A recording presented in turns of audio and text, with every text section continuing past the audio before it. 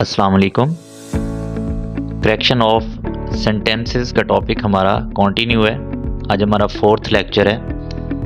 हमारे पास कुछ sentences given हैं। हम ये देखेंगे कि हम उनको सिंगुलर कब कंसिडर करते हैं और उनको प्लूरल कब कंसिडर करते हैं, कौन सा हेल्पिंग वर्ब हम उनमें यूज़ करते हैं। पहला सेंटेंस हमारे पास है, every one of them dash paid his dues. तो यहाँ पे हम यूज़ करेंगे every one of them has paid his dues. उनमें से हर एक ने अपने ड्यूज अदा कर दिए हैं। हमने देखा हमारे पास एवरी वन भी है और देम भी है, तो हमने किसके अकॉर्डिंग जो है वो यहाँ पे हेल्पिंग वर्ब लगाना है। तो हम हैज़ लगाते हैं एवरी वन को फॉलो करके। नेक्स्ट हमारे पास सेंटेंस है, समवन डैश कॉलिंग यू। तुम्हें कोई बुला रहा है। तो यहाँ पे समवन है, तो इसके साथ हम क्या यूज करेंगे, is. Someone is calling you. Next हमारे पास सेंटेंस है, all the boys dash waste their time. Boys को हम फॉलो करते हुए लगाएंगे डू नॉट। हमने यहाँ पे बेसिकली डू नॉट और डज नॉट जो है वो लगाना है। अगर यहाँ पे सिंगुलर होता तो क्या लगना था, डज नॉट। प्लूरल है तो हम इसको क्या लगाते हैं, do not waste their time. Next हमारे पास सेंटेंस है, नीदर ऑफ यू। ये नीदर जो है ये दो के लिए यूज होता है। Neither of you has your book. तुम में से किसी के पास किताब मौजूद नहीं है। Either of the girls, either हम दो के लिए लगाते हैं, जिस तरह नीदर हम दो के लिए लगाते हैं, ईदर भी हम दो के लिए लगाते हैं। Either of the girls has a pen. यहाँ भी हम हैज़ यूज करते हैं। Okay. None of us, none हम दो से ज़्यादा के लिए यूज़ करते हैं। ऑल हम दो से ज़्यादा के लिए यूज़ करते हैं। नन वो भी हम ज़्यादा के लिए यूज़ करते हैं। None of us dash English fluently speaks. None of us speaks English fluently. हम में से कोई भी इंग्लिश जो है फ्लुएंटली वो नहीं बोलता। तो अब हमने यहाँ पे देखा कि नन ऑफ अस स्पीक्स हमने क्यों यूज़ किया, कि नन बेशक प्लूरल है लेकिन हम में से किसी ने भी नहीं, हम सब में से एक एक ने, इसकी बात हो रही है। तो इसका मतलब है कि जब नन हमारे पास आएगा हम उसके साथ जो वर्ब है या हेल्पिंग वर्ब वो सिंगुलर ही यूज़ करेंगे।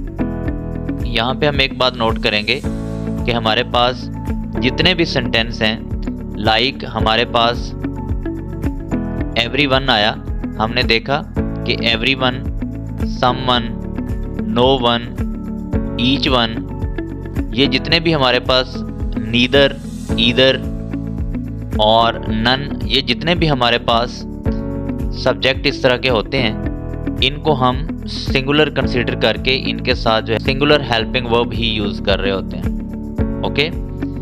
नेक्स्ट है हमारे पास, his hair dash white. His hair is white. उसके बाल सफ़ेद हैं। यानी जब हम बालों की ओवरऑल बात करते हैं, तमाम बालों की, हेयर के साथ जब एज अ कलेक्टिव नाउन ये यूज होता है, इसके साथ इजी आता है। हेयर के साथ जो है वो हम प्लूरल में इसको हेयर्स भी यूज़ करते हैं। यानी अगर कलेक्टिव वालों की बात हो तो ये हेयर होता है और इसके साथ हेल्पिंग वर्ब हम इज या हैज यूज़ करते हैं, सिंगुलर इसको कंसिडर करते हैं। अच्छा, यहाँ पे ये हेयर्स भी यूज़ होता है। हेयर्स कब यूज़ होता है, कि जब ये काउंटिंग में आ जाए, इससे पहले 2 आ जाए, 4 आ जाए, 5 आ जाए, तो ये क्या होगा, there are 2 hairs in my soup. मेरे सूप में 2 बाल हैं। तो जब ये काउंटेबल में आएगा तो हम इसके लिए क्या यूज़ करेंगे, हेयर्स यूज़ करेंगे, जब इससे पहले 2, 3 या कोई भी डिजिट आ जाता है। ये बड़ा इंपॉर्टेंट पॉइंट है देखने के लिए। 10 fish dash swimming. 10 fish are swimming. Fish को फिश भी कहते होते हैं और फिशेस भी कहते हैं। अगर एक फिश है तो ये तो अंडरस्टूड है कि वो फिश ही होगा, लेकिन जब ज़्यादा होती हैं लाइक दिस तो भी हम इसको फिश कहते हैं। और फिश जो है वो फिशेस भी होता है। डिफरेंस बेसिकली क्या है कि अगर एक ही काइंड की, एक ही स्पीशीज की, एक ही कलर की अगर बहुत ज़्यादा मछलियां हैं तो हम उसको क्या यूज़ करते हैं कि वो फिश ही है। हम यहाँ पे वर्ड 10 यूज़ करते हैं, 10 फिश हम यूज़ करेंगे, 10 फिशेस नहीं कहेंगे। क्यों? इसका मतलब है कि ये एक ही कलर और एक ही स्पीशी की तमाम मछलियाँ। लेकिन अगर कलर और स्पीशी में वो डिफरेंट हो जाती हैं तो हम फिर उसको फिशेस यूज़ करेंगे। हेल्पिंग वर्ब फिर भी इसके साथ आर आएगा, ठीक है। सिंगल फिश हो तो वो फिश होती है, और अगर एक ही तरह की बहुत सी मछलियां हों तो भी वो फिश होती है, और अगर कलर और स्पीशी उनकी डिफरेंट हो तो वो बेसिकली फिशेस होती हैं। नेक्स्ट हमारे पास है these spectacles dash costly. Spectacles मतलब ऐनक। These spectacles are costly. ऐनक। अच्छा, अब देखें ऐनक एक है लेकिन हमने इसके साथ आर यूज किया। बेसिकली ये कुछ ऐसे नाउन हैं जो हमेशा प्लूरल में यूज होते हैं, और हम इनके साथ हेल्पिंग वर्ब भी हमेशा जो है वो प्लूरल ही यूज करते हैं, आर यूज करते हैं या हैव यूज करते हैं। हमारे पास कौन से ऐसे वर्ड्स हैं जो हमेशा प्लूरल फॉर्म में आते हैं? वो हैं बाइनोक्यूलर्स, सीजर्स, शीयर्स मतलब कैंचियाँ, ये भी शीयर्स भी कैंचियाँ। नेक्स्ट ग्लासेस, ऐनक। पैंट्स, ये पेंट वर्ड नहीं होता, पैंट्स होता है बेसिकली। ट्राउज़र वर्ड नहीं होता, ट्राउज़र्स होता है। इस तरह पजामा वर्ड नहीं होता, पजामाज होता है। स्लीव वर्ड नहीं होता, स्लीव्स होता है, ठीक है। तो ये कुछ ऐसे वर्ड्स हैं जिनको हम हमेशा प्लूरल ही कंसीडर करते हैं, और हम इसके साथ हमेशा प्लूरल वाला जो है हेल्पिंग वर्ब या वर्ब वो यूज़ कर रहे होते हैं। ये कभी भी सिंगुलर नहीं होते। ओके, नेक्स्ट हमारे पास सेंटेंस है measles dash a fatal disease. Measles, अब देखा यहाँ पे ये एस की फॉर्म में आया है तो हमें क्या लग रहा है कि ये प्लूरल है। मीजल्स जो कि आ गया है, लेकिन ये प्लूरल नहीं है, हम इसको सिंगुलर ही कंसीडर करते हैं। ये क्या होगा? इज होगा। Measles is a fatal disease. Measle जो है वो एक बहुत ही मोहलिक बीमारी है। नेक्स्ट है physics dash my favourite subject. तो हम इसको सिंगुलर ही कंसीडर करेंगे। Physics is my favourite subject, यानी आल्दो इसके एंड पे एस आया है लेकिन ये चूंकि एक ही सब्जेक्ट को ज़ाहिर कर रहा है, ठीक है, हमने एस पे नहीं जाना कि इसके एंड पे ऐसा आ रहा है तो हम इसके साथ आर लगा देंगे, ये सिंगुलर ही रहेगा। Physics is my favourite subject. Next हमारे पास है sentence politics dash a dirty game. Politics सियासत एक गंदा खेल है। तो पॉलिटिक्स, अब देखें इसके एंड पे भी एस आ गया, ये पॉलिटिक्स आ गया, तो हम पॉलिटिक्स आर नहीं कहेंगे बल्कि ये क्या होगा? Politics is a dirty game. इसको भी हम सिंगुलर कंसीडर करेंगे। तो यहाँ पे कुछ मैंने ऐसे वर्ड्स दिए हैं जो देखने में तो प्लूरल लग रहे हैं लेकिन एक्चुअल वो सिंगुलर होते हैं, और हम उनके साथ हमेशा सिंगुलर वाला हेल्पिंग वर्ब ही यूज़ कर रहे होते हैं। बीमारियों के नाम हैं, डिजीज़ के नाम लाइक मम्प्स, एड्स, ये सारे के सारे सिंगुलर यूज़ हो रहे होते हैं, हम इनको सिंगुलर कंसीडर करते हैं। स्पोर्ट्स के नाम हैं लाइक बिलियर्ड्स, डार्ट्स, ठीक है, सीरीज़, ये ऐसे स्पोर्ट्स के रिलेटेड वर्ड्स हम इनको सिंगुलर ही कंसीडर करते हैं। ये बेशक एस पे एंड हो रहा है लेकिन हम इसके साथ हेल्पिंग वर्ब जो है वो सिंगुलर वाला ही यूज़ करते हैं। The United states, the United states, अब देखें हमें लग रहा है कि ये स्टेट्स हैं।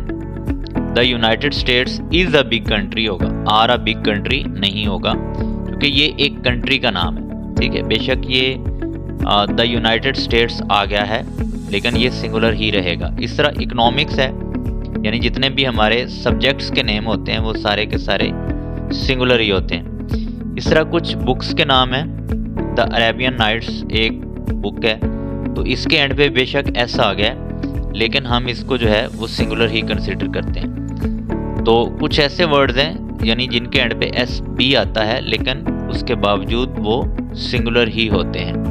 ओके, अब हम कुछ सेंटेंसेस देख रहे हैं जो इसके बिल्कुल एंटी हैं, यानी ऐसा नहीं है कि ये वाले वर्ड्स जो ऊपर हमने डिस्कस किए हैं ये हमेशा सिंगुलर ही रहेंगे, ये कभी प्लूरल की फॉर्म में भी यूज़ होते हैं। लाइक मैकेनिक्स ऑफ बिजनेस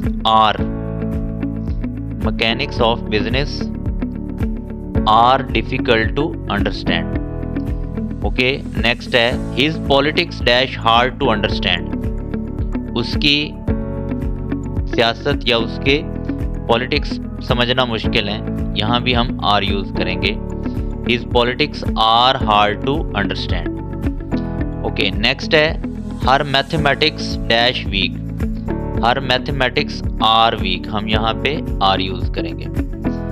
ये हम कब यूज करते हैं, यानी इनको हमने प्लूरल की फॉर्म में कब यूज करना है। पहले हमने एक सेंटेंस देखा कि पॉलिटिक्स जो है वो सिंगुलर, हमने politics is a dirty game हमने पढ़ा, लेकिन they are plural when politics mean political views या टैक्टिक्स। हम असल में कह रहे हैं कि उसकी चालें समझ नहीं आती। His politics are difficult to understand. Politics से मुराद उसके टैक्टिक्स या पॉलिटिकल व्यूज। स्टैटिक्स, जब स्टैटिक्स से मुराद डाटा हो, किसी कंपनी का डाटा, तो ये प्लूरल काउंट होगा। इसी तरह मैथमेटिक्स है, जब मैथमेटिक एज अ सब्जेक्ट आएगा तो ये सिंगुलर आएगा, लेकिन जब मैथमेटिक्स से मुराद कैलकुलेशन आएगा तो ये प्लूरल आएगा। लाइक हमने ये सेंटेंस देखा है कि हर मैथमेटिक्स आर वीक, इसका मतलब है कि हर कैलकुलेशंस आर वीक। हमने यहाँ पे इसका इस सेंस में लिया। मैकेनिक्स जब एज अ रूल्स आएगा, यहाँ पे हमने सेंटेंस भी देखा mechanics of business are difficult to understand. यहाँ पे बेसिकली मैकेनिक्स का क्या है, रूल्स, कि बिजनेस के रूल्स को समझना जो है वो बहुत मुश्किल है। The committee dash issued it's verdict. Committee ने अपना फैसला जारी कर दिया है, तो बेसिकली ये क्या होगा, committee has issued it's verdict. Committee ने अपना फैसला जारी कर दिया है, हैज आएगा, ये कलेक्टिव नाउन है कमेटी। ओके, नेक्स्ट है the jury dash decided in my favour. Jury क्या होगा, ग्रुप ऑफ जजेस। ज्यूरी ने मेरे हक में फैसला दे दिया है, यहाँ भी क्या आएगा, jury has decided in my favour. अच्छा, अब ये कमेटी भी और ज्यूरी भी, ये दोनों वर्ड एज अ सिंगुलर भी यूज होते हैं, एज अ प्लूरल भी यूज होते हैं। कमेटी और ज्यूरी एज अ सिंगुलर कब होंगे, एज अ यूनिट जब होंगे। ये एक पेज पे ये जमा होंगे तो हम इनको सिंगुलर कंसीडर करेंगे। सिंगुलर वाले हेल्पिंग वर्ब हम इनके साथ यूज करते हैं। ये प्लूरल तब होंगे जैसे the committee dash divided in their opinion. Committee अपनी ओपिनियन में चेंज हो गई, बदल गई, एक राय पे वो जमा नहीं हो सके, तो क्या आएगा यहाँ पे, कमेटी हैव डिवाइडेड। अब कमेटी के मेंबर्स की बात हो रही है, कमेटी बदल गई, हैव डिवाइडेड। नेक्स्ट है the audience have taken there seats. यहाँ भी ऑडियंस के मेंबर्स की बात हो रही है, ठीक है। तो जब ये वर्ड एज मेंबर्स शो हो, लाइक जैसे ऑडियंस, जब सीट्स की बात हो रही है तो इसका मतलब है कि हर बंदा अपनी सीट पे बैठा है, तो उसके मेंबर्स की बात हो रही है तो हैव आएगा। और जब कमेटी की बात हो रही है, डिवाइडेड की बात हुई है, तो इसका मतलब है कि हर बंदे की अपनी अपनी राय है, तो अब भी यहाँ पे हम हैव यूज करेंगे। यानी कमेटी और ज्यूरी, ऑडियंस, क्लास, इस तरह के जितने भी वर्ड हैं, जब ये एज अ सिंगल यूनिट काम करेंगे, एक ही काम करेंगे, तो ये सिंगुलर होंगे। और जब ये अपनी एक्शन में, अपनी ओपिनियन में डिफरेंट होंगे, एक पेज पे नहीं होंगे, तो हम इनको प्लूरल कंसीडर करेंगे। होप सो आपको ये लेक्चर पसंद आया होगा। अगर आपका कोई क्वेश्चन है तो आप वो पुट कर सकते हैं।